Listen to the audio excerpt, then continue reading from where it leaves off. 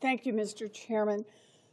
President Trump and Secretary Hegseth are repeatedly dragging the U.S. military across both legal and moral lines. Trump and Hegseth have plunged us into an illegal war with Iran, where a U.S. airstrike appears to have killed 150 school children. And it's not just in Iran. Under Trump and Hegseth, the military fired on civilians and shipwreck survivors in the Caribbean. And now Secretary Hegseth is threatening to give, quote, no quarter to adversaries. This is not who we are. Our enemies might not care about civilian casualties, but the U.S. military always has. And that is why Secretary Hegseth's attacks on the guardrails that prevent civilian harm and civilian casualties is so dangerous. So take the JAGs. Now more than ever, we need strong, independent military lawyers.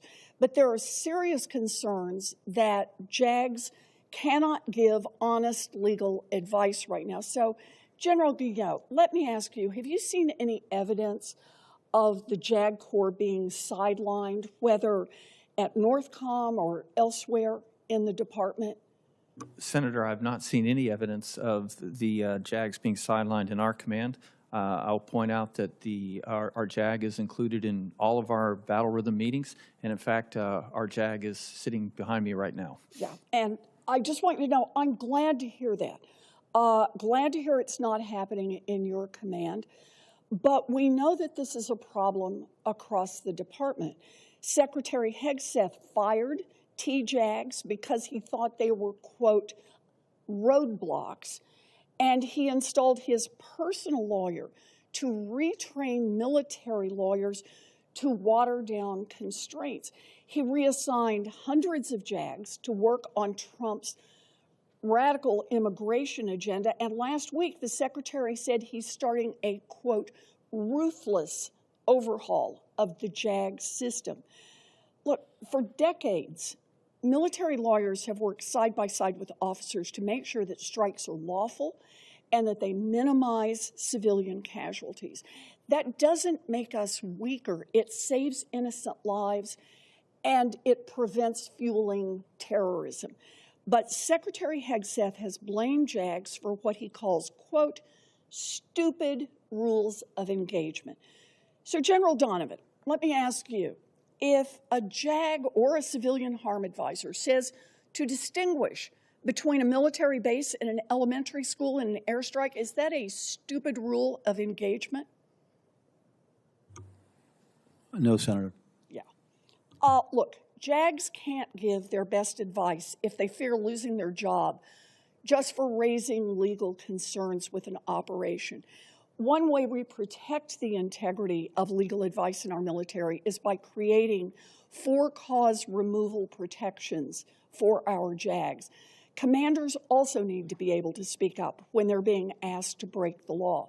General Donovan, your predecessor was reportedly ousted because he raised concerns about the legality of the Caribbean boat strikes.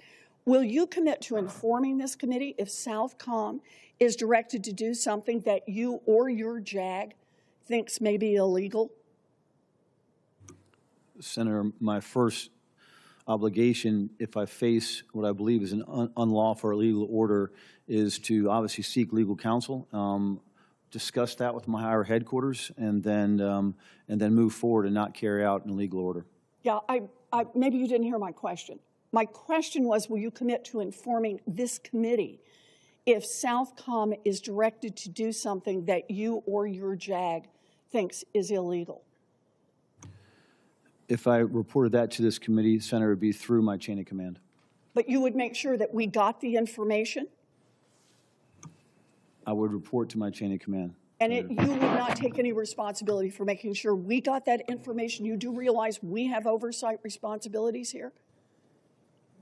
Senator, I would work that information through my chain of command. All right, that's a very concerning answer here. Look, what's happening right now is very dangerous.